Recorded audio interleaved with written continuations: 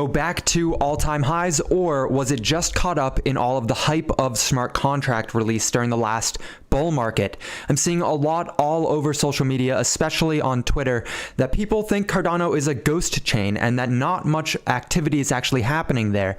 They're saying that once the next bull market comes for crypto, it will not be in the top 10 anymore. In today's live research session, we are going to be going over Cardano, my biggest holding personally. I'm going to try and remain as unbiased as humanly possible, and we are going to determine once and for all, is it worth your money? Is it worth your money? After all, it is literally up to you.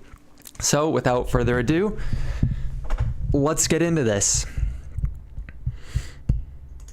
There we go. Okay. How was that TikTok? Did you guys like this? Was that a solid intro?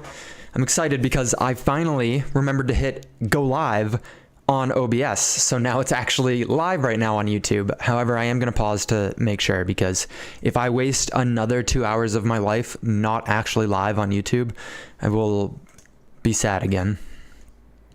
So YouTube, bear with me. And it says live. There we go. That's exciting. That's exciting. Okay. If you guys are interested in seeing what I'm actually doing, go over to YouTube. It's at that investor, same exact, literally everything, and you'll be able to see it and follow along. Otherwise, I will be reading as much as humanly possible to you guys so that you can be there.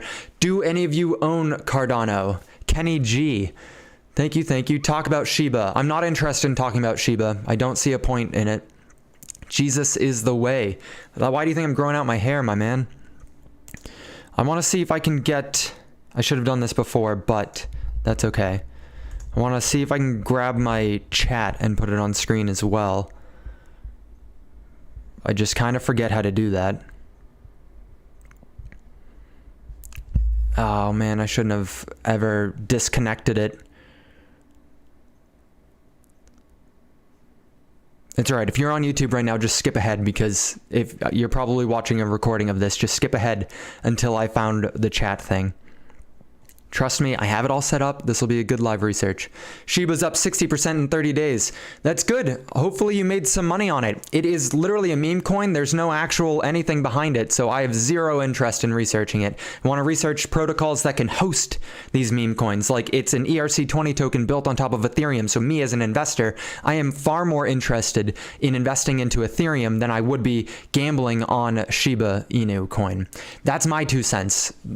You're more than welcome to put your money into it and take some profits along the way, because God knows no meme coins, like meme coins are going to be here. They represent meme culture. So if you want to do that, that's your money, your personal finance journey. Definitely. All right. What the hell? Where is the chat on OBS? I closed out of it the other day and it's just gone forever. Anyone watching this is going to feel like I'm an absolute idiot because it's probably just sitting right in front of me. I'm just overwhelmed. How is value determined? That's a good question. It's kind of confusing because cryptocurrencies are kind of like commodities. They're kind of like startup companies. It really just depends on what cryptocurrency you're looking at. I like to look at network effect, fees that the miners are earning, how difficult it is, or how decentralized it is. All of them have a little bit of a role. Market sentiment, market outlook, because as we all know, that has a huge contribution to it. All right, I think I might just not be able to get my chat up here, which is discouraging, but... Oh, there it is. Chat. Let's go. Okay. Over here on the side. Cool. Now I have the chat pulled up, so anyone on YouTube who stops by to look at my screen and actually see what's going on, I will be able to see what you're talking about. So, here we go.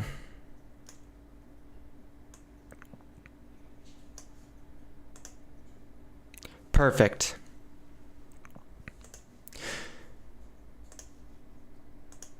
Okay, or not, I guess.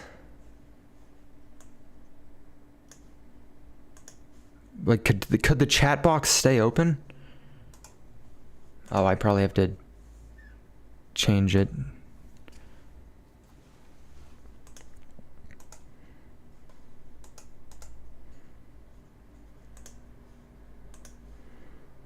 All right, well, this is upsetting again. Go the fuck away.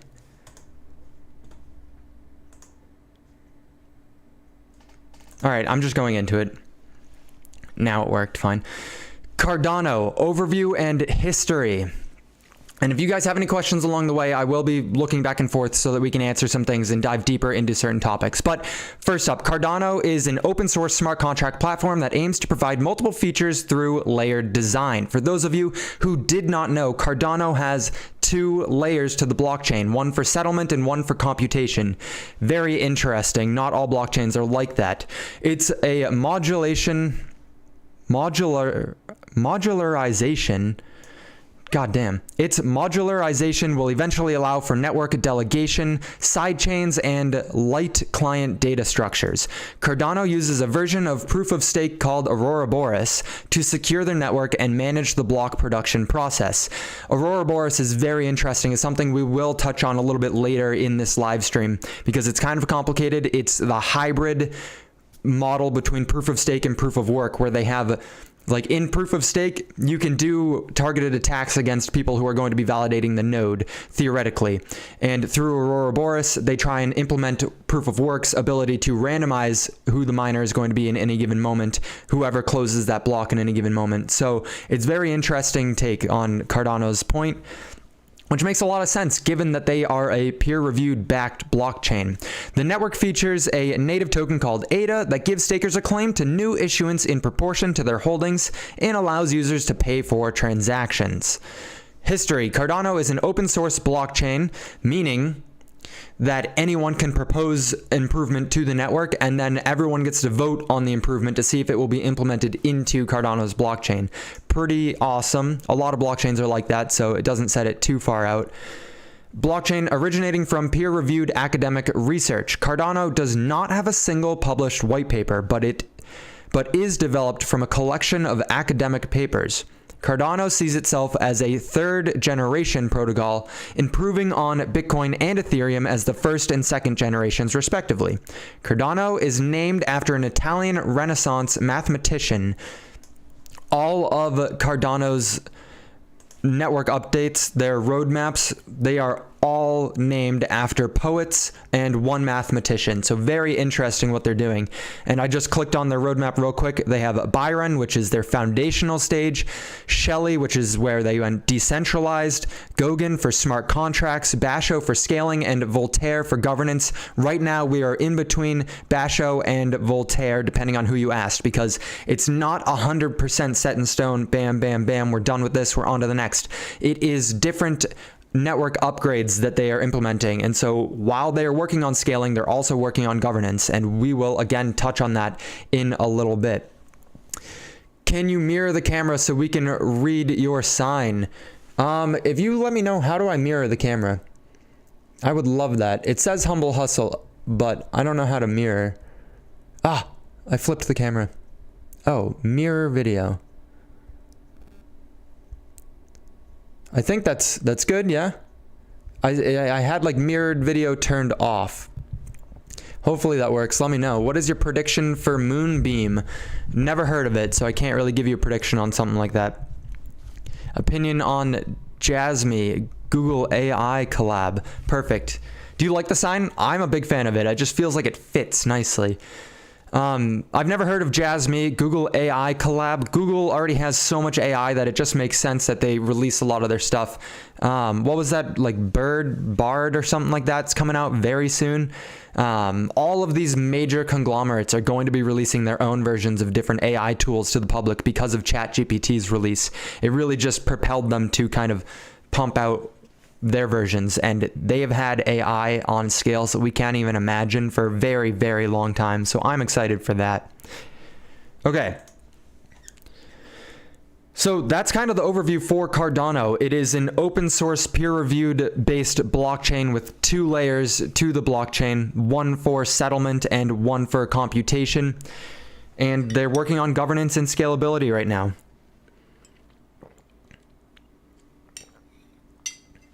I like what HBAR is going after. I have not done deep enough research to determine definitively if I like the project or not. Vaven.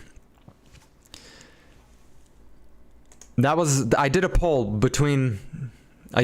in my Discord between researching Cardano or HBAR today, and people chose Cardano. So, okay, this is Cardano's roadmap. I just wanted to outline each one, look at the photos, they're kind of cool. So, a beginner's guide to Cardano. This is what we were talking about, the layers of Cardano's blockchain. So they have the CSL, which is the Cardano settlement layer, and then the CCL, which is Cardano computation layer. The settlement layer. Cardano's developers wanted to build a system that separates the value of a transaction from its computational data. The settlement layer is designed to manage the movement of the value or currency between the sender and the receiver. In other words, the settlement layer is the routing layer for all of the control layers and systems. Makes sense? That's where a lot of the, well, just right there, it's where the value is going to be transacted on, is the settlement layer. The CSL uses two dedicated scripting languages, Plutus and Marlow, for moving the value and enhancing support for overlay network protocol. Then we have Cardano computation layer. I don't know why I just got I am close to the camera here. There we go. I got the feeling that I needed to go look at my live stream over on YouTube, and I was so damn close to the camera. I'm sorry, YouTube.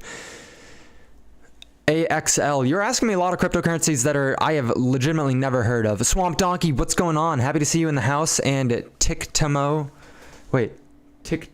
Toe followed the host. Thank you.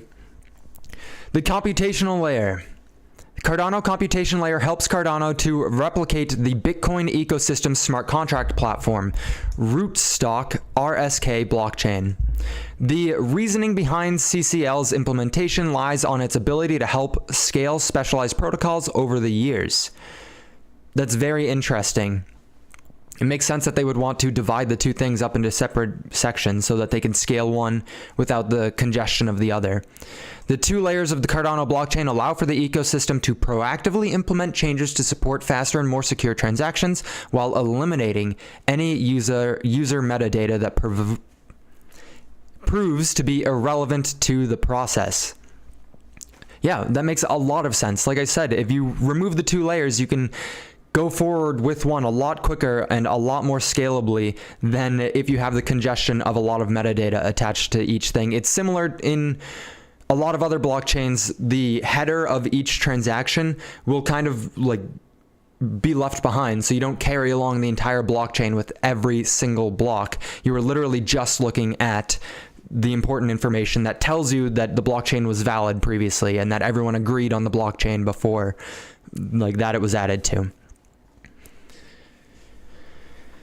Cardano roadmap, exploring the 5 eras. So we have the Byron Foundation, which was the first stage of Cardano's blockchain, where the foundation of the blockchain was being established. This represents the 2 years of development between 2015 and 2017, in which the first version of the Cardano blockchain was launched.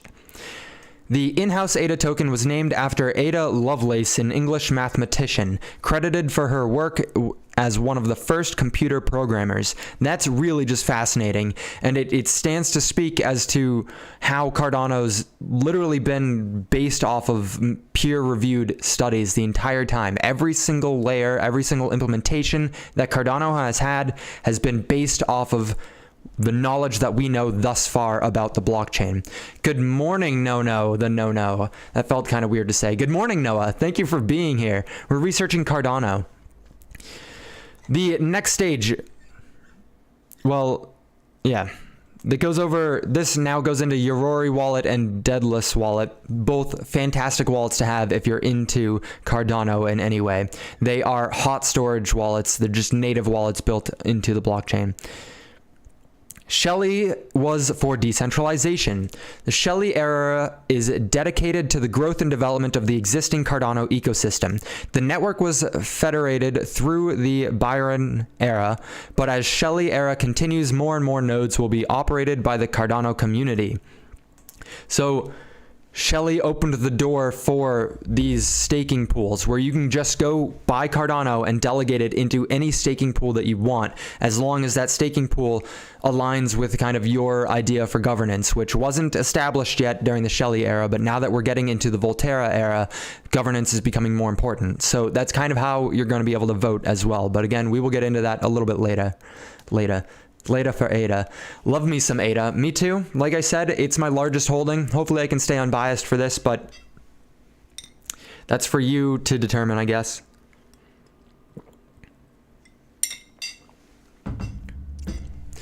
More and more nodes will be operated by the Cardano community. One of the main goals of this phase is to decentralize the node network by involving more network participants, and is aimed at achieving greater security and robustness. So each delegation pool, it's really cool and a lot different than most other blockchains because there is no staking period. There is no lockup when you delegate your Cardano, or your ADA rather, into one of these staking pools. You just put, if you have 10, you sign a transaction that says that you are delegating to this staking pool, and each staking pool is operated by someone like myself who can operate one on my computer right now. It is that simple to do. You don't need all the ASICs miners that you do for Bitcoin. You don't need 7,000 GPUs like you do for Ethereum, although I guess that was Ethereum's proof of work, not proof of stake. It's a lot more simple, and each staking pool, each delegation pool is capped out. So I forget the exact amount, but you can only have so many so that the pool doesn't grow so massive that it takes majority control over the blockchain, right? We can't have one delegation pool operated by one person or one entity that controls 20% of the ADA, as would probably happen if something like a Microsoft or a Google came in and entered the space like Google just did with Solana. So it's a very unique way of ensuring that there is a level of decentralization when it comes to securing Cardano's network. The next stage was Goguen. This is where they introduced smart contracts, and this is kind of where we get into what people were nervous about, especially on Twitter, about the Goguen stage where they released smart contracts was finalized during the hype of the last bull market. A lot of people were saying or theorizing that that is why Cardano stayed relevant, and that truthfully it's just a ghost chain that is not getting that much development, it's not getting that much attention, it's really clunky and just not as good as some of the other chains that are out there, and that the reason they got to, what was it, like $3 and something, the reason that they were able to make all-time highs during the last bull market was because they released smart contracts during the hype and the euphoria. And so if they don't release something to match the excitement in this next bull market, that people are theorizing that it wouldn't make it to all-time highs again, which is why we're here doing this research. The Goguen era represents the introduction of smart contracts and decentralized applications, dApps, on the Cardano blockchain. This phase of development runs parallel to the Shelley era and is focused on the creation of a purpose-built smart contract development language and execution platform, Plutus. That's really cool. Once implemented, Plutus will enable users to create and execute functional smart contracts on the Cardano blockchain without prior technical knowledge. That is massive in my opinion. If you're able to deploy smart contracts in a low code or a no code environment, that is massive for allowing normal people like you or I to get access to the blockchain and make our own dApps, make our own everything. I just noticed we're at 4,200 likes. Let's go, you guys. Thank you so much. Team Baha. Hey, what's going on? I like your sign. Thank you. I like my sign as well. It was like $15 on Amazon. I don't know if YouTube can see it, but it says Humble Hustle, and I like it a lot. It seems fitting. This era also sees the introduction of Marlowe, a domain-specific language for financial contracts built on Plutus. Goes hand in hand. In addition, the Goguen era will add support for multi-currency ledger that will enable users to create new natively supported fungible and non-fungible tokens. Again, this is why people got excited about Cardano during the last bull run. NFTs were a huge thing, dApps were a huge thing, and it was all essentially brand new. And so yeah, It gave Cardano relevance in their opinion, and without it, maybe it wouldn't have stayed relevant. This article must be fairly old because it's saying like once Goguen is launched, it will do XYZ and do blah, blah, blah, whatever. It's already been launched. We're actually finishing up the next stage, which is Basho, and entering Voltaire, which is scaling is Basho and governance is Voltaire. So Basho era is dedicated to improving the underlying performance of the Cardano network in terms of operability, scalability, and optimization. Core developments, including sidechain implementations and enormous potential to expand the network's capabilities. By offloading work from the main chain onto a sidechain, sidechains can be used as a sharding technique to boost the network's capabilities. They can also be used to test new features without compromising the main blockchain's security. That's fantastic. That's a really smart way to go about things. And then, so we're finishing that up. We are, in fact, scaling Cardano's blockchain to allow for more transactions per second and for less time in between transactions. The way Cardano goes about it is a little bit different than other blockchains because rather than just like rapid fire transactions, they will pool a lot of the transactions together into one. So it'll look like the transactions per second are 10 or 5 or even 1 sometimes. But in actuality, if you click on that transaction, there's 2,000 transactions happening within that one transaction. So definitely unique. Again, I'm super close to I got to figure out my YouTube setup because in TikTok, I look back far away, but on YouTube, I look like I'm legitimately going to eat the people watching it. Yes, so the Voltaire era, which is the final stage of Cardano's roadmap, dedicated to building a self-sustaining governance system supported by the network participants. This phase will include voting and treasury systems, allowing users to share network improvements, proposals, and fund the suggested developments. Fantastic. Then we finish up the Cardano's network and we can just work on fine-tuning any of the details. Following the voting process, a portion of all transaction costs will be pooled to generate cash for development activities. The completion of this phase will signal a truly decentralized Cardano network working independently from IOHK's management. That's when we get into the 3 different sections of Cardano who are helping to work on its network. So we have, I was going to get into it in a minute, but it seems like a good time to start talking about it. Cardano, like if you just deployed a blockchain and just said, here you go, everyone, it would just stay there. There's no reason for people to start working on it. There's no reason for people to come. Like, you have to have people there to push the network forward, which is why a lot of the times the SEC comes out and is like, hey, like you over here, the Cardano Foundation, you are explicitly advertising for governments in Africa to come onto Cardano's blockchain. Like, you are the entity that is issuing ADA, that is collecting money from the beneficent from ADA doing well. This is a security. But if you decentralize these parties and just have it so that Cardano Foundation is 100% separate from ADA and is just like a representative for ADA, but not the only one, then it eases a lot of that concern. So we have 3 key partners that play pivotal roles in Cardano ADA. We have Cardano's Foundation. We have Emergo, which I probably butchered that because it's a Japanese thing. And then we have Input Output, or IOHK, which was started from Charles Hoskinson and Jeremy Wood. I see some comments here. I like ADA, VET, and Matic. I am not the biggest fan of VeChain, but I love Matic and ADA. What mid-cap coins do you recommend? I don't know that I have any real recommendations. I'm trying to establish a solid research base upon a bunch of different blockchains, but I don't know that I have any. Yeah, I don't know that I can answer that. What's going on, Ace? Happy to see you stopping by, my man.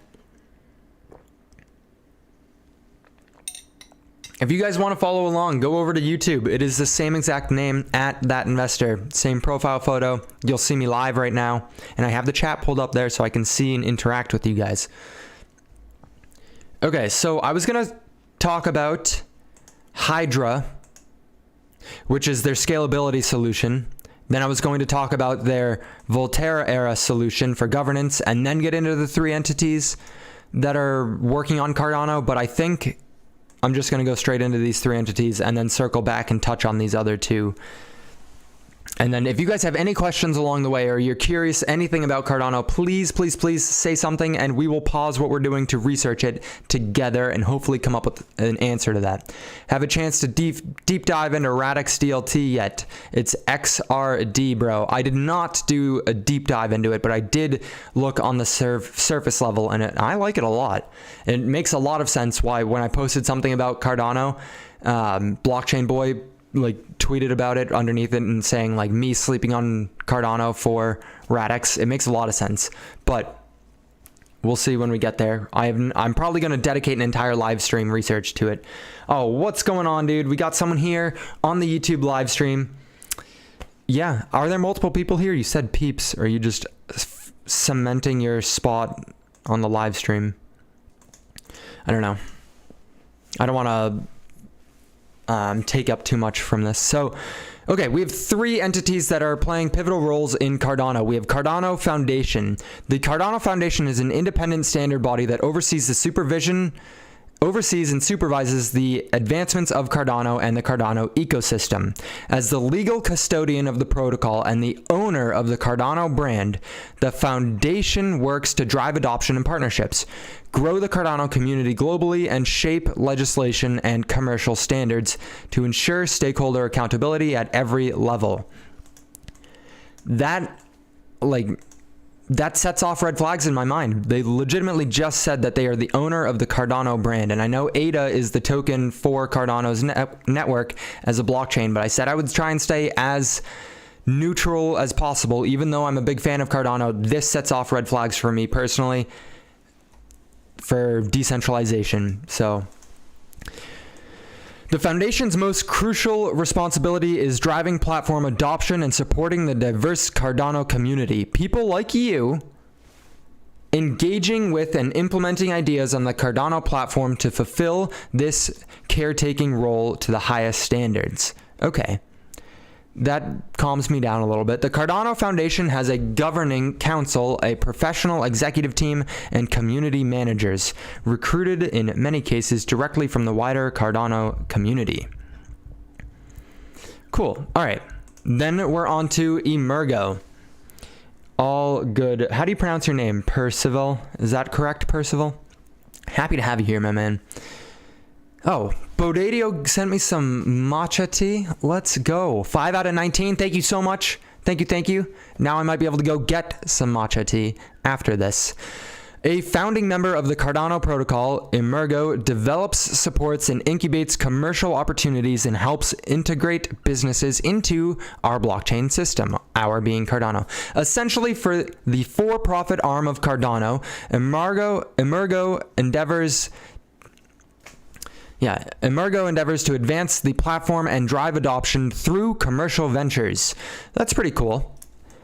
With offices and live projects across Singapore, Japan, USA, India, Indonesia, Emergo has extensive expertise in blockchain R&D, plus a global network of related blockchain industry partners. Yeah. Again, pretty cool. We need something to push forward the commercial use of the blockchain. Thank you, Ubad, for following the host. There are 3 key partners that play pivotal roles: input, output. IOHK is a technology and engineering company that builds cryptocurrencies and blockchains for academic institutions, enterprises, and government entities. So it looks like Emergo is for institutions, or the commercial side of things, so businesses and companies, and then IOHK is for academic institutions, enterprises, and government entities. Founded by Charles Hoskinson and Jeremy Wood, IOHK is contracted to design, build, and maintain the Cardano platform. For those of you who don't know, Charles Hoskinson co-founded Ethereum with Vitalik and 7 or 8 other dudes, and then they had a bunch of disagreements and all kind of went their own way, creating Polkadot, Cardano, Those are the only two that are coming to my mind right now. Charles Hoskinson saw problems in Ethereum's network and how they were going about things, mainly that they weren't looking into the peer-reviewed research as much as he wanted, and so they formed Cardano. Based all over the world, collectively committed to the innovation through delivering the highest standards in software engineering based on rigorous peer-to-peer reviewed science. Perfect. That's what I love to see. That is what I love to see. IOHK is a leader in building distributed computing systems and decentralized technology solutions. Currently, the company is studying new tools and paradigms in the field of cryptographic research, the architecture of cryptocurrencies. As I would expect, right? You'd want them to be looking into Cardano, into cryptography. Okay. So, now, as I had said earlier, they're coming out of the scaling phase of Cardano's roadmap, and they are entering into the governance phase. They've deployed a lot of these scalability solutions like Hydra. We are just waiting to make sure that they work the way that we expect them to work. Hopefully they do. Cardano taking the peer-reviewed research route and slowly implementing things and being realistic about the process and learning from other people's mistakes has allowed them to implement new projects and new things without them having fundamental failures and frauds or whatever. So they've introduced Hydra. Hopefully that works out correctly for them. And then they are introducing CIP 1694, which will push them into the Voltaire era for governance.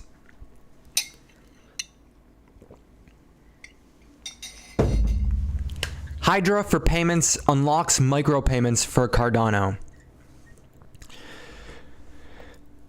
Well, Hydra will simplify the use of the Hydra Head protocol for a variety of payment use cases. Just as the first generation of light wallet functionality served as an enabler for basic network access, Hydra for payments will unlock the power of micropayments in the Cardano ecosystem. For everyone who doesn't know, before light wallets were a thing across blockchain, this is not Cardano specific, this is across all blockchains, every single wallet had the entire blockchain recorded inside of it, and they were extremely heavy and very clunky to run on your computer, especially as the blockchain scaled. So they introduced something called a light wallet, which contains fragments of the blockchain, enough to enable people to acknowledge that this is in fact an accurate representation of the blockchain, while limiting the CPU use of the blockchain, of the device that it's being hosted on. So I could host it on my phone without needing a $2,000 desktop. Get it? So this is what it's also going to be trying to do, is to have a light operating system for payments. Very, very smart. Offering a toolkit for light wallet developers to continuously leverage the Hydra family of protocols for building products that will better serve users' needs, reducing operating costs and enable higher throughput. So, maintain their own Hydra Head service, inspect the node infrastructure, significantly scale operations, and offer such a service to others. It's really cool. As I said, we are in the process of seeing how Hydra works. Here is Hydra's roadmap. Initially, the API will directly map the primitives and domain of the Hydra Head protocol and provide convenient manipulation of heads. I am not as familiar as I would like to be with the Hydra Head protocol, so we are going to Google search Hydra Head protocol. Do one of you guys know about Hydra Head protocol? Or you here, Percival? Are you familiar with the Hydra Head protocol?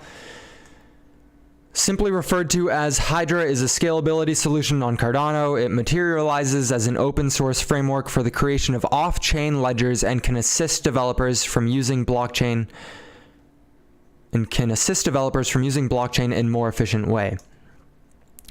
Canceled their layer 1 scaling efforts and are moving to the layer 2 scaling, which breaks atomic composability. Yeah, it kind of looks like it, because initially when I had researched them a year or two ago, I thought that they were very adamant on scaling on the layer 1. So just reading that, yeah, an off-chain thing. That's what I was going to bring up. It looks like they're going with the layer 2 option, which I think we have enough evidence at this point to show that layer 2 is the way to go when it comes to scalability. It's like, in order to scale on the layer 1, you end up inevitably sacrificing some of the decentralization, as evidenced by Solana.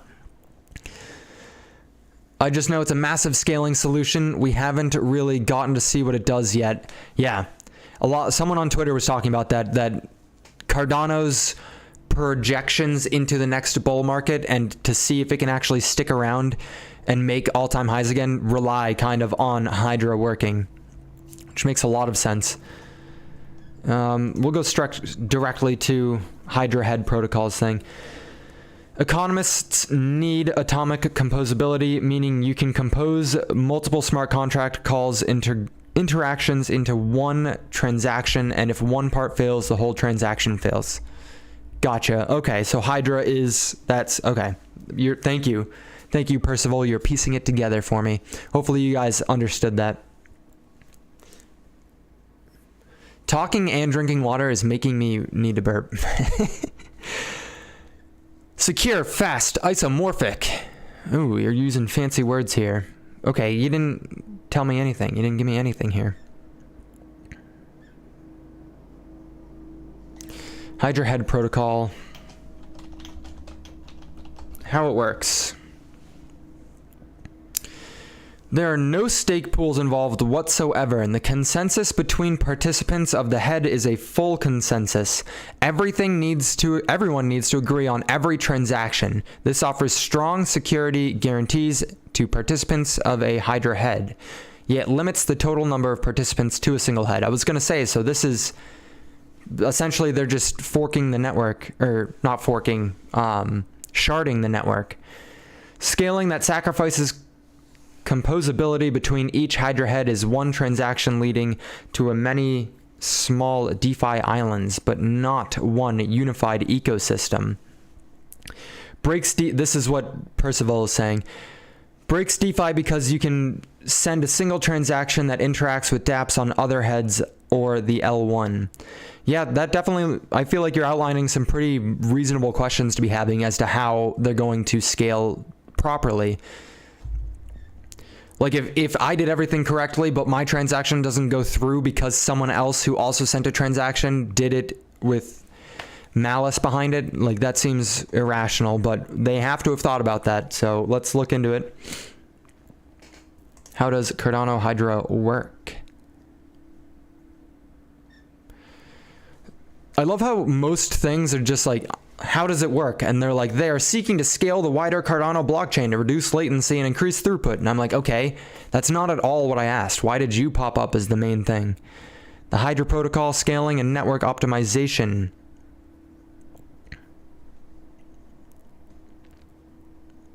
Where are you getting this information from? Percival. Can you send a resource in the chat so that I can see and pull it up and read to the TikTok live? Medium is pretty good with articles usually. Hydra Cardano scalability solution with a multi-headed serpent in the water. Cryptocurrencies came to the world to become an alternative to the current financial systems, blah, blah, blah, blah, blah. What is the relationship between blockchain and Hydra? The first layer option will always be limited in terms of the number of transactions processed in a given period of time. If decentralization is not to be sacrificed, throughput will never be sufficient to allow a large number of people to use a consensual distributed network. The solution may be to create a second layer above the first layer. The first layer is what we call blockchain. Cool. Okay, I don't need a super basics. I need to understand how Hydra works. There we go. We got a picture. Me as a visual person, love to see pictures. We have a blockchain, the first layer, the Ouroboros proof of stake consensus. Opening Hydra's head. We have Alice sending 10 ADA, Bob sending 10 ADA, and Carol sending 10 ADA. Hydra, the second layer, does all of the transactions off of the network, separate from Ouroboros, and then uses that ledger, that completely separate off-chain ledger, to send back as a single transaction. So closing Hydra's head, Alice now has 20 ADA, Bob has 5, and Carol has 5. Parties might exchange as many transactions as they want off-chain, and then once the ledger is complete and once parties are satisfied, it gets added into the block for Ouroboros. Yeah, Alice, Bob, and Carol transfer ADA coins from blockchain to Hydra. Hydra's head is opened. In Hydra's head, parties can exchange as many fast transactions as they want. In the end, the final state of the coin is transferred back to the blockchain. My boy is back. He got my sandwich ready. Let's fucking go, Alan. You saw the SIA coin gains. Lovely. So many things have been pumping, specifically AI coins. I am legitimately scripting out like 10 different videos on different AI coins as we speak. I was going to do today's research on AI coins, but I didn't really want to. ETH and this is Percival again. ETH and its layer 2s has the same limitation. Yep. Try this, Resource Bro. Tons in the community discussion and analysis of L1s. Yes. What, you didn't put a link. Did I enable links in the chat? Hydra's state channels. Hydra uses a state channel that extends the concept of payment channels. Parties maintain state channels to keep the common state, and they are able to agree on it without interactions with the blockchain. Yeah, I must have just put it so that I can't see the links, which is kind of shitty. Something I gotta write down to improve upon for the next stream, because we need to have links in this thing. I don't want scammers. Enable links. If you have a good resource, Percival, if you go into the description of the video right now and join the Discord and then send me the link, I'll open my Discord right now so that I can see it. Because you can send links through the Discord. Same goes for all you guys. It should be in my bio if you want to join the Discord. Okay, here we go. So this is talking about UTXO model, which is a huge thing for Cardano. Everyone in Cardano's cryptoverse on Twitter, their Twitterverse, loves talking about UTXO models as like the holy grail. They're like, oh, this is how we are going to scale. UTXO model, unspent transaction output. UTXO is basically an abstraction of coins. Each UTXO represents a chain of ownership implemented as a chain of digital signatures, where the owner uses a private key to sign a transaction that transfers ownership of the UTXO to the receiver's public key. As we said, for simplicity, you can imagine UTXO as a representation of a coin. The coin holdings are defined by the number of UTXO you have in your wallet sitting in your address. So I'm going to put a star here because I need to research more of this in order to fully wrap my head around it. Hydra scaling. I don't necessarily think I understand how it works. I understand the concept, but I don't understand it enough based off of reading this. Hopefully Percival's article will give us some more information. I don't understand enough of it yet to be able to ask educated questions on how does it work, will it work, what are the limitations, like Percival here in the chat 100% has been able to ask. All right, friends, pending. We will accept Percival. I like the name, dude. It's very interesting. Crypto. We got Wiki Radix. Okay. Yeah, the white chain's probably going to be a little bit too much to read on live stream, but let me see if I can scan through this real quick.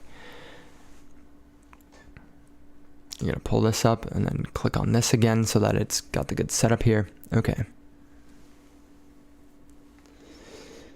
What's going on, Joe? Yeah, I think this is a resource that I'm probably going to look into just off stream because it's going to take a lot of the time for me to decipher it to be able to then iterate it to the stream. So, okay. Hydra head protocol. We'll see if this this can outline it any better for us. This is directly from Cardano Foundation. So hereby simply referred to as Hydra is a scalability solution on Cardano. What is Hydra? Hydra is retrospective. Plenty happened around Hydra in the past year. If asked to summarize it in one sentence, you might say 2022 was about ramping up software quality and prepping Hydra for the first pioneers to build. Early in the year, the team explored and quantified limitations of the protocol through benchmarks in particular with regards to on-chain restrictions. I feel like every single cryptocurrency website, legitimately all of them, just throw in word vomit to make them sound smart. Like, why did you need to add that? Just to make me stumble and sound like a moron for a second? Oh my god. The worst offender of it was Algorand. Reading Algorand's shit, I was like, what am I even saying? I'm saying the same thing in 6 different languages right now. Maybe I'm just stupid. Who knows? With a lot of on-chain scripts diving in, the protocol is not immune to the unusual restrictions in execution resources. Common in the development of dApps. In March, they had the extra significance of witnessing the first Hydra head open on public testnet as the result of a team hackathon in Lyon, France. All right. Until November 2022, the Hydra project aimed to have 99% of all Cardano traffic happen off-chain in Hydra heads, an ambitious goal used as a guide star to prioritize decisions. However, in November 2022, the team set a new objective, pushing goalposts, pushing guides here, being the #1 dApp on Cardano by all known metrics, whether one considered total value lock, traffic, volume, or other standards. Both goals fundamentally illustrate the idea of increasing adoption and enabling growth of the Cardano ecosystem. But the second feels more concrete and will better help to drive the project's roadmap. Something, if you guys are familiar with Cardano Whale on Twitter, he talks about a lot how Cardano's total value lock is like a dApp, a decentralized application, and I believe he's referring to Hydra here. Because it's an off-chain thing that functions similarly to a decentralized application, the total value lock just makes sense to count towards it. I could be completely mistaken on that. Where 2022 mainly prioritized gaining stability and reaching a point where the first pioneers could more easily onboard Hydra. 2023 will focus on adoption from the let-go. The Hydra project always intended to equip pioneers and help projects get started. Many use cases are already being explored, such as payments, games, governance, and marketplaces. The end of 2022 demonstrated how the first pioneers have started utilizing the Hydra framework. So it's being implemented. Now it's just a matter of seeing if it can stand the test of time with scalability. Can Hydra live up to its tail? Again, it's something that I'm going to have to look into a little bit more off of the stream, and I'll probably make a video on it eventually because it seems imperative to understanding how the network plans on scaling, right? If it can't scale, it's going to fail. And if Hydra is the solution, it's something I need to understand if I'm going to put my money into it, right? Hydra heads are state channels that users have to open and close between them and their counterparty. Yeah, that makes a lot of sense. Cardano enters the Volterra era. So, as we established in the beginning of this live stream, the Volterra era is the final era for Cardano's network in which they are implementing governance through their staking delegation pools, to my knowledge. Too long didn't read. Currently, there are 7 governance keys are divided between 3 entities. There will be a document called the Constitution and a committee to oversee governance. There will be a new role of delegation representatives, DREPs, which can be obtained by anyone interested. Stakers can delegate their stake to DREPs. So kind of qualifications for delegation pool operators. In the new governance model, key changes will be decided by the committee, DREPs and SPOs. So, what does governance look like today? Governance is a main point for Cardano, for any blockchain. In order for it to be decentralized, you can't be relying on one entity making all of the rules for it. So, if we expect Cardano to be deemed off rules, hold on, I need a glass of water and then I'll be back to that for a second.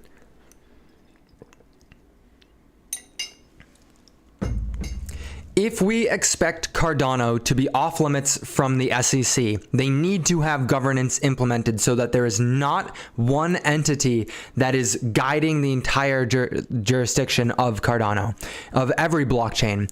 We need to not have one entity making every decision. We need to have communities voting. It's a part of decentralization, and it needs to be implemented sooner rather than later, in my opinion. Otherwise, we're going to see some things from the SEC. I think Cardano's probably down low on the rankings for projects to go after from the SEC's POV, but I don't know. I don't work there. So, what does governance look like today? Water is the fuel of life, people. Every governance action must be initiated through a special governance transaction. This transaction must be authorized by at least 5 of the 7 governance keys. 3 governance keys are held by IOG, 2 by Cardano Foundation, and 2 by Emergo. So the 3 institutions that govern Cardano quite literally govern Cardano. A governance transaction contains special parameters that describe the details of the required action. These actions concern the modification of Cardano's protocol parameters and the movement of ADA coins from the project's treasury and reserve. The governance transaction is signed with the required number of keys. It will be executed on an epoch boundary. Epoch is like their blocks for Cardano. Okay, Constitution and Constitutional Committee. I should have skimmed through this more so that I could know exactly where to stop. Let's take a look at the list of events. Motion of no confidence is the first event. Then we have new Constitutional Committee or quorum size. Updates to the Constitution, hard fork initiation, protocol parameter changes, and treasury withdrawals. 7.2 thousand likes. This is insane. My hair is starting to make me sweat pretty bad, so I'm actually going to put it up. I don't know why the AC unit is off right now. I turned it to like 70 degrees when I started this so that this wouldn't happen, but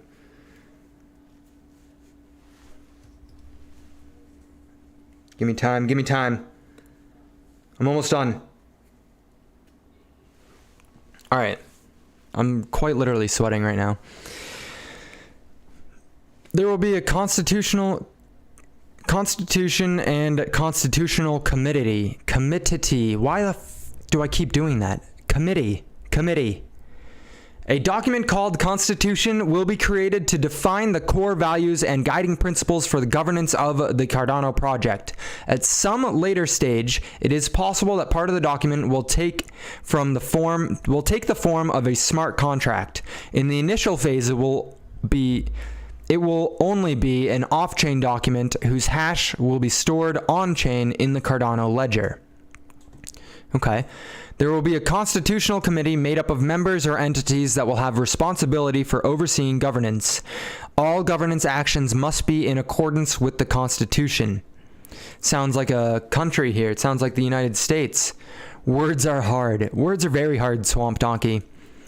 Especially when you get hot.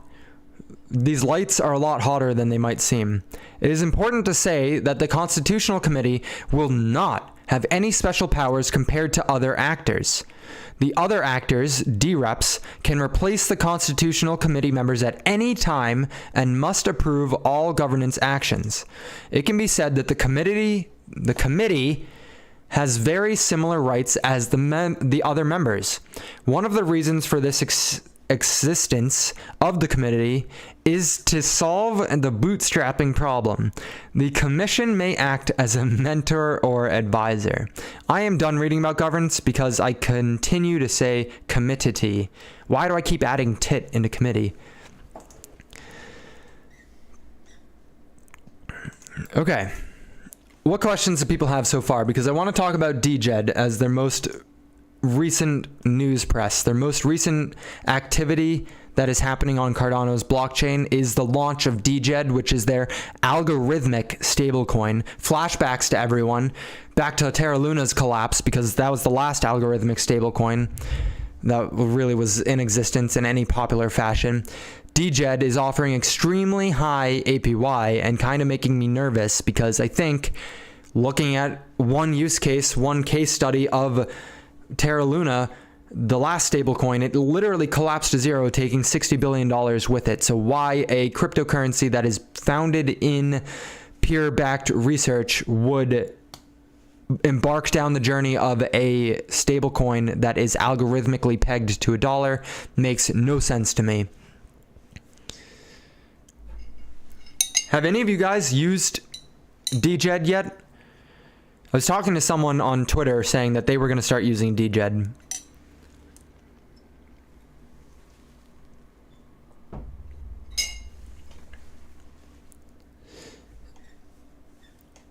Okay. What is DGED? DGED is an algorithmic stablecoin pegged to the value of the US dollar. The project was unveiled at the Cardano Summit in 2021 and is being developed by a firm called Coty in collaboration with Cardano's lead developer. Input, Output, Hong Kong, IOHK, for those of you who don't know. The goal of DGED is to become the coin with which all transaction fees on the Cardano network will be paid. This will allow for a uniform, predictable transaction cost rather than having volatile gas fees. I like that a lot, actually, because that's one of my main problem areas for any project, any blockchain, is why would a developer, why would an application user want to be paying in a currency that is fluctuating all the time? It makes a lot more sense for a project, a company trying to function, to have a stable and reliable expense model so that they can forecast into the future how much money they need. So having something like a DGED makes a lot of sense to me personally. Making it an algorithmic DGED makes no sense to me. How does DGED work? It is an algorithmic stablecoin, means that it employs smart contracts to maintain its peg with the US dollar. DGED is backed by ADA, Cardano's native currency. Users send ADA to the governing smart contract and receive an equivalent amount of DGED. This creates a pool of ADA that backs every DGED in circulation. This transaction can also be reversed, with the user sending 1 DGED to the smart contract and receiving $1 worth of ADA in return. The smart contract then burns the received DGED, thereby maintaining its peg with the US dollar. So, what's going on, Crypto Toe? Happy to see you here, my dude. Thanks for stopping by. What happened with UST and Terra Luna's algorithmic stablecoin? What happened was there was a massive dump out of the DeFi system. Someone who had a lot of Terra Luna's stablecoin decided to pull out of the system and sell all of it at once. This caused a momentary depegging of the algorithmic stablecoin, which is how it's supposed to function. These algorithmic stablecoins bounce up and down a lot because they have burning mechanisms. How Terra Luna worked, we're not talking about DGED here, how Terra Luna worked was if in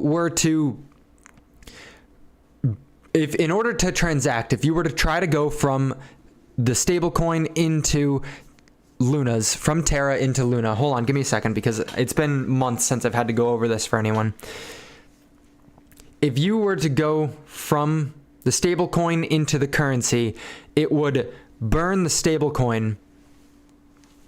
You know what, we're going to skip over that part because I'm going to say some stupid shit because it's been literally like 8 months since I've gone over that and I don't want to misguide people. Isn't Cardano better than Solana? I think that's kind of up to each person to decide. In my opinion, yes. In my opinion, it's far more decentralized than Solana. So I like that fundamentally. You don't have to worry about an FTX coming in and just dumping on you with Cardano, but you did have to worry about that in Solana. No, it's kind of bothering me that I don't remember Luna right now. By burning the stablecoin, you're reducing supply, which is going to increase the price. And by selling out of the stablecoin, you're putting selling pressure, which decreases the price. At that point, it's basic economics. So when you sell out of the stablecoin, you're decreasing the price of that stablecoin because you're putting selling pressure. So to counteract that, it would algorithmically just instantly burn some of that stablecoin that you were selling out of. That would reduce the supply and try and keep supply and demand stable to raise the price back up, so the price would coin their cryptocurrency into the stablecoin. It would burn some of the it would issue new stablecoin to try and keep the supply high so that it would lower the price and you didn't just artificially pump and dump the price of the stablecoin, the pegging of the stablecoin. What happened was a big actor who had like $500 million worth of money in the DeFi system decided to sell all of it at once. This caused a lot of it to be this caused the price to tank, which triggered the algorithmic stablecoin to burn a lot of the stablecoin supply to try and bring it back up. But in order to burn it, you need other people coming in to still buy up the coin. And there wasn't enough new people in the space to buy up that coin. So it caused it to depeg, which got everyone nervous because then they saw that their $100 was only worth $87. Which legitimately made people sell it at that loss and just take a loss, which put further downward pressure and just spiraled it to zero in the matter of a couple days. $60 billion disappeared. It was kind of like a Ponzi scheme. Like, you legitimately needed new people to come into the space to keep it stable. You needed more money entering always in order for it to work. So hopefully DGED works fundamentally different. Thank you. Thank you for coming to my TED Talk. I appreciate it. I think it can hit $7 to $10. I was going to do slight price predictions at the end of this live stream. In my opinion, I agree with you, Meg. What other coins are you holding? I am holding Algorand, Polygon, a little bit of Polkadot, Quant, and some ICP. I'm not holding many cryptocurrencies right now. I sold almost all of my investments to try and invest in myself and to bring myself further with this project, this company that I'm trying to start here.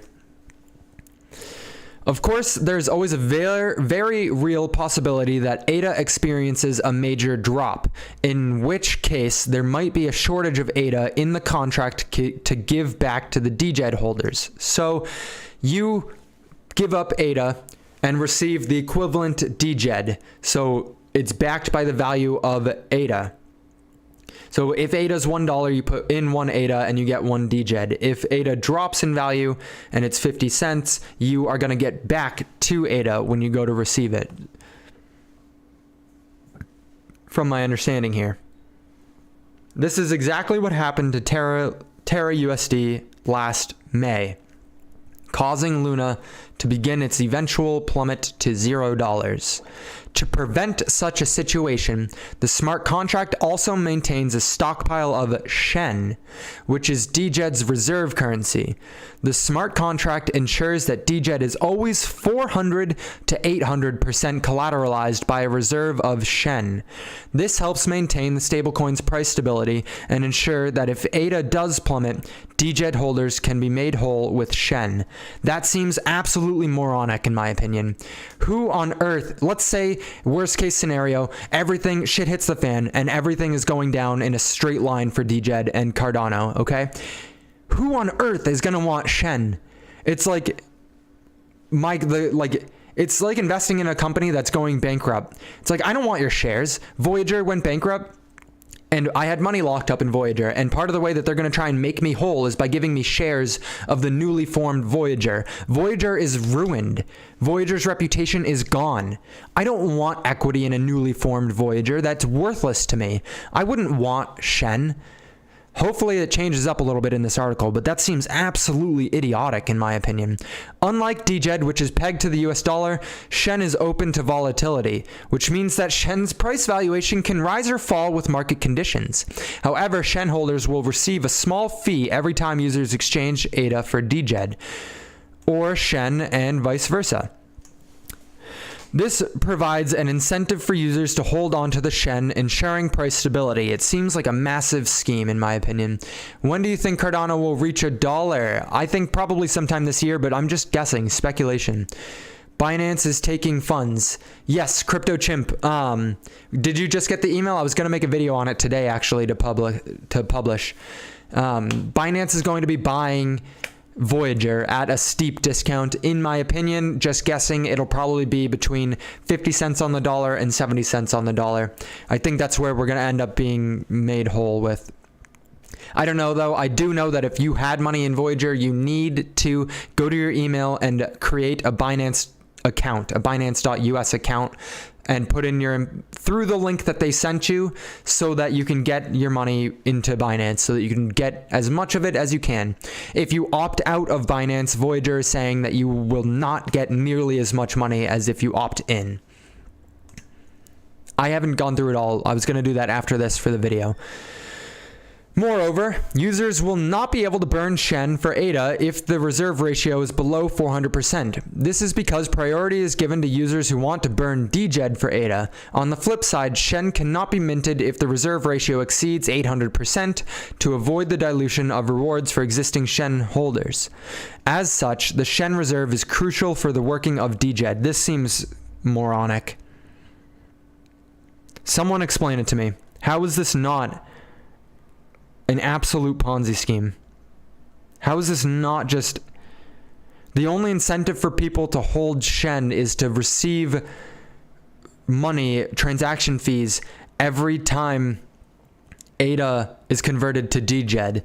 So Shen holders are going to rely entirely on DJED working, which relies entirely on Shen working. It looks like the same exact thing. 46 cents left in Voyager. Lucky for you, I have like 5 grand on Voyager.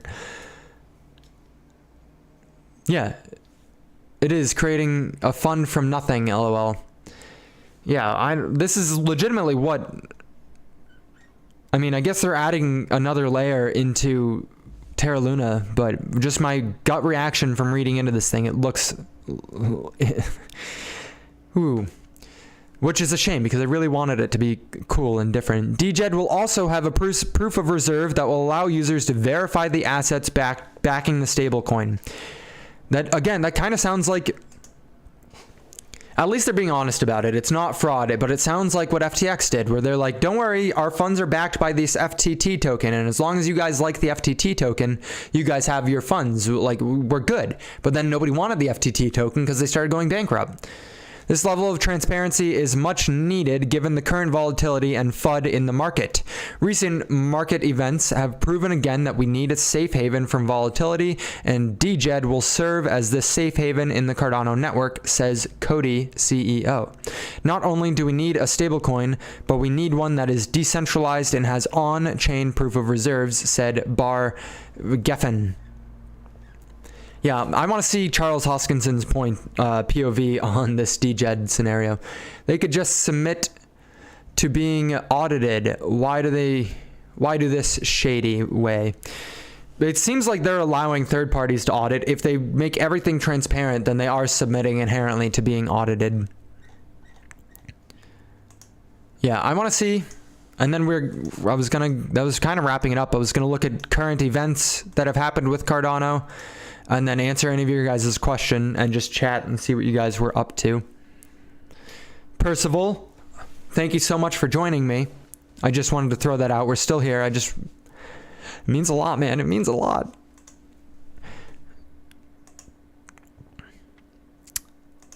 Yeah. Charles Hoskinson on DJed. Oh, there's a 41-second video of Charles Hoskinson. Let me unplug. Give me a second.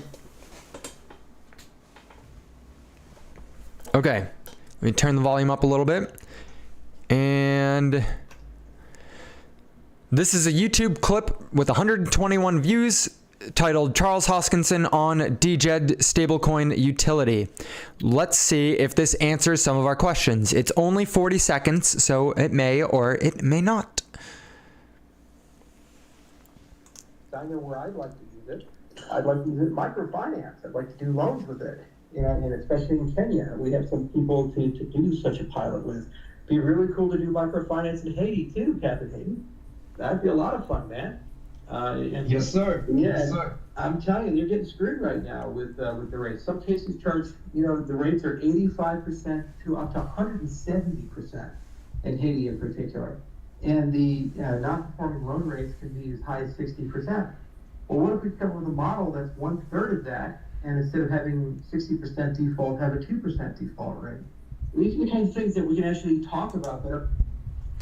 But it didn't answer our question. So it seems like he's on board with DJed from that clip, if that's actually what it was that they were talking about. But he does bring up a really good point that I want to talk about for a second here. I'm going to make my display go away for a second. I am going to bring it back because we still have another thing to talk about. But the main point for Cardano is to bank the unbanked. A lot of people who claim that cryptocurrency and blockchain technology has no utility, no use case, are coming from a point of privilege, like myself, living in the United States, where I am banked, I have a social security, I have a digital identity, and can go into a bank and receive financing at reasonable market rates. If I go in, I can open up a CD and take out a loan at 3, 4, 5% interest. Maybe it's 7 or 8% because I have bad credit, but it's not 100% like he just said in that short clip. There are developing countries out there that do not have the same access to financial institutions as we do, and blockchain, specifically Cardano, is focused entirely on providing this solution for those individuals. You go into a bank, and if you can even prove that you are who you are, they will give you a loan for 150%, 80% interest year over year. You can't get ahead with that. You can't do anything. You are forced to remain in your economic position that you're currently in. Cardano's focus is to eliminate that, even reducing those interest rates by 50%, 75%, 90%, bringing it down to a fair market value and creating an equal opportunity for everyone in the world, not just individuals in privileged countries like the United States and all of Europe and Canada. You get what I'm saying here? Like, that's the use case. So yeah, economists go on live TV, and they're like, our system already works just fine. Why do we need blockchain? You don't need blockchain. It's these developing countries that need blockchain. They need it. They are working in terrible environments. They are functioning under totalitarianism and just, they're disadvantaged, man. And this is a way for them to get out of it. That's why they're doing things. That's why you don't see Cardano and ADA all over the United States, but you do if you go to Ethiopia. You do if you go to different countries in Africa. That's my spiel there. We can go back into researching here. It just sets me off a wall, guys. It just makes me nuts. You guys can see my quads on the live stream. Okay. Charles Hoskinson explains how DJed's USD peg is stronger than UST's. Okay, that's beautiful. That's exactly what we wanted to see. And it's a Twitter thread, so I can read it to you guys, because I don't know that you could even hear what was saying. Rumors floating around about how Luna collapsed so quickly, all coverage to the same reality Oh my god. Okay, we'll just restart that. Rumors floating around about how Luna collapsed so quickly all converge to the same reality that every DeFi protocol and cryptocurrency face. There's a massive attack surface from hackers to traders. If there is an exploit, then someone will find it and break it. How is DJed protected from something like this? He says, over collateralization. Do you expect Citadel level attempt on DJed in the near future on ADA?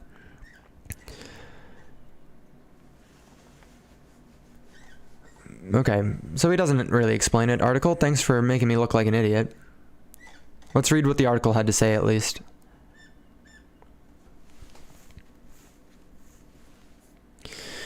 Hoskinson believes that Luna crash was the result of an attack on any DeFi protocol or cryptocurrency may face at any time.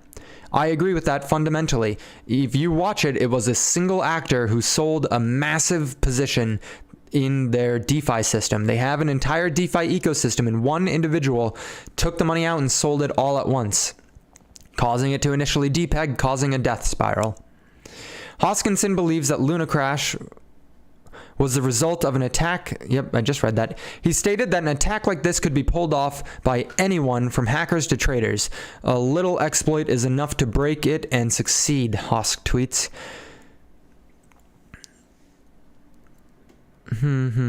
So he's saying that the algorithm is based on a 400 to 800% collateral ratio for DJed and Shen, DJed's reserve coin. So theoretically, as long as it doesn't collapse by a 400% would be a 60% downfall, and an 800% collateralization would be an 80% downfall, right?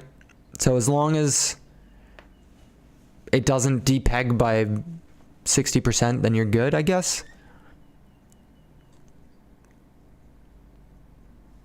Again, I didn't like this one either. All right, so that's the second thing that I need to research here. Do you guys have opinions on DJed? Are you guys familiar with it? Percival, you seem to have a lot of information on the Hydra heads. Have you researched DJed? I see that they're offering extremely high interest rates, which is a red flag. Twitter, glad to see Cody making great progress with DJed. Cardano's DJed stablecoin safe, assures Charles Hoskinson. This is a Reddit article, a Reddit subreddit post. Let's see. The very first comment, Luna's UST is safe, assures Duquan. I trust Charles more. Comment does prove a point. We need independent audits. Yeah, I think that has taught us no matter what exactly it happened to Luna. All right.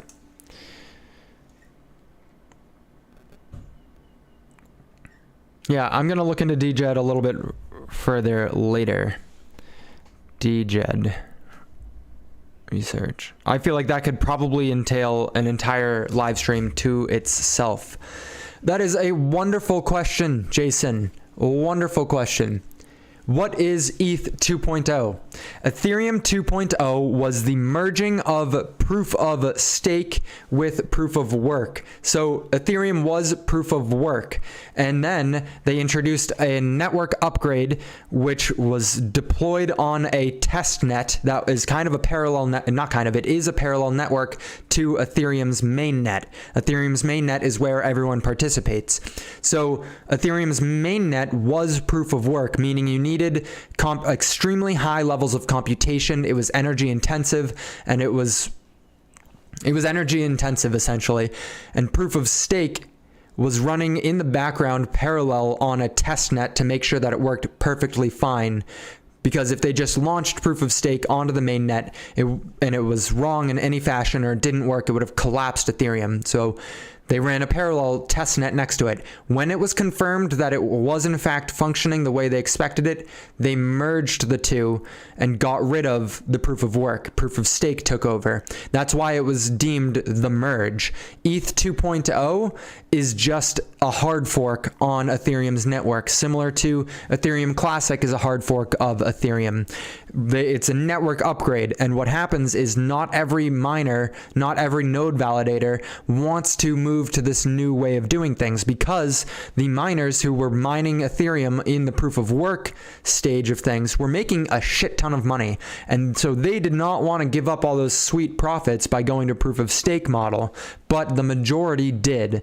So the minority stayed mining on this Ethereum proof of work, which is why you'll still see that if you go research it. And yeah, ETH 2.0 is just that's exactly what ETH 2.0 is. It is the new Ethereum. It's no longer like a new 2.0 version. It just is Ethereum, and you'll go find ETH proof of work, the remnants of it at least. Hopefully that helped, Jason. I saw those likes, so something must have clicked. All right, we're gonna round things out here real quick by looking at some of the news for Cardano recently. You can go directly to Cardano's foundation and see news articles. I pulled out 2 of them. One of them is the blockchain community at the Cardano Summit in 2022. Well, I just wanted to outline that they have a Cardano Summit, realistically. The Summit to Grow Skills. Cardano Foundation maintains a long-standing commitment to assist and equip the community.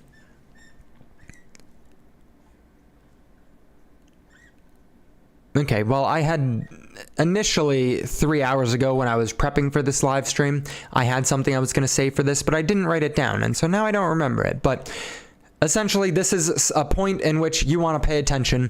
Every single year, the Cardano Foundation hosts Cardano's Summit, and it just gives you updates and insight onto the blockchain and any new and upcoming things that they are working on behind the scenes. Most of it is transparent, but they're really it's a strong source to go to when you have questions. Then the other news article was, our world is changing together. We can change it for the better. Aurora Boreas. Oh, yes. Okay. So, Aurora Boreas is Cardano's proof of stake method. Ethereum has one version of proof of stake.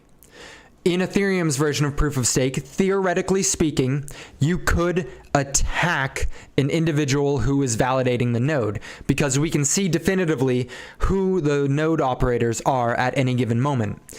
And they change rapidly, so you have to be really quick with this stuff, but theoretically it is possible to do a targeted attack and hijack the network. In Bitcoin, they randomly are picking who validates the block through the proof of work. They have a really complicated math equation, and whoever solves it first solves for that block and mines that block. So it's impossible to determine who is going to be solving that block first. So that's one of the major drawbacks for proof of stake.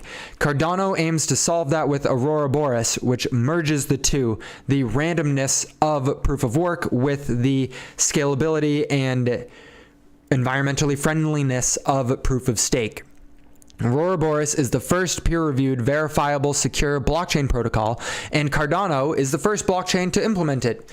Aurora Boreas enables the Cardano network's decentralization and allows it to sustainably scale to a global requirement without crucially compromising security.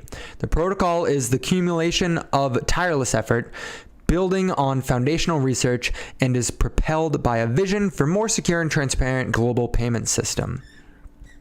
Let's learn about Aurora Boreas real quick here.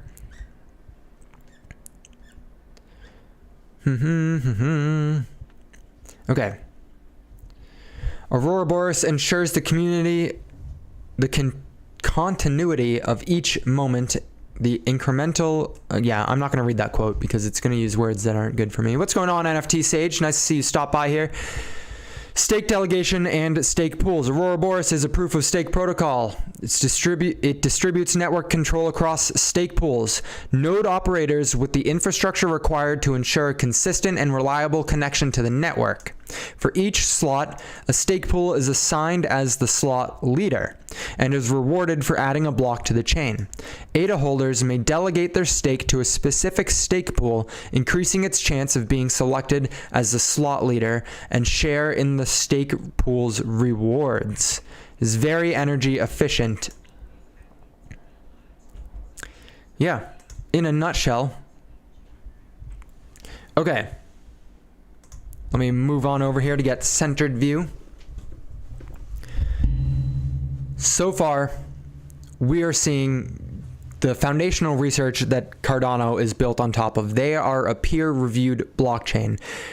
I am a big fan of Cardano. It is one of my largest holdings. I had not yet done research into DGED, their algorithmic stablecoin, and it is in fact stressing me out. I do not like it.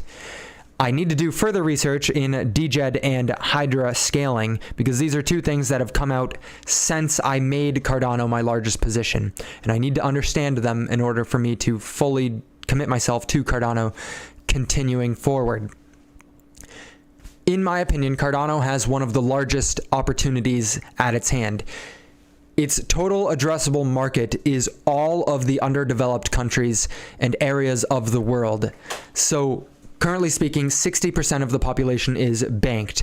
That means 40% of the population is unbanked. Those unbanked regions are growing in population a lot quicker than the banked regions, because the banked regions consist of developed countries, i.e. Europe and Japan and the United States and China. And Japan is suffering from population decline. China has just started to hit the tipping point back in 2015, but more recently admitting that, hey, our population is starting to decrease. United States, all of these developed countries are hitting pivotal points in their population, whereas the underbanked and underdeveloped, underserved regions of the world are still coming up. They're still on the up and up. And so they're focused on assisting these parts of the world. Thus, for me personally, the TAM dictates that Cardano's price could potentially see double digits in the future. Now, that's just my opinion, and that is on the very long-term focused outlook. I'm not thinking until the end of the decade that we could see these types of prices. So Cardano here at 30 cents for me is screaming buy, because I have that long-term focused. I'm focused on the next 3 to 5 to 7 years. That's my opinion. Your time is your most valuable asset, so thank you so much for investing it here with me on this live stream today. I hope you gained something of value. Take care, investors.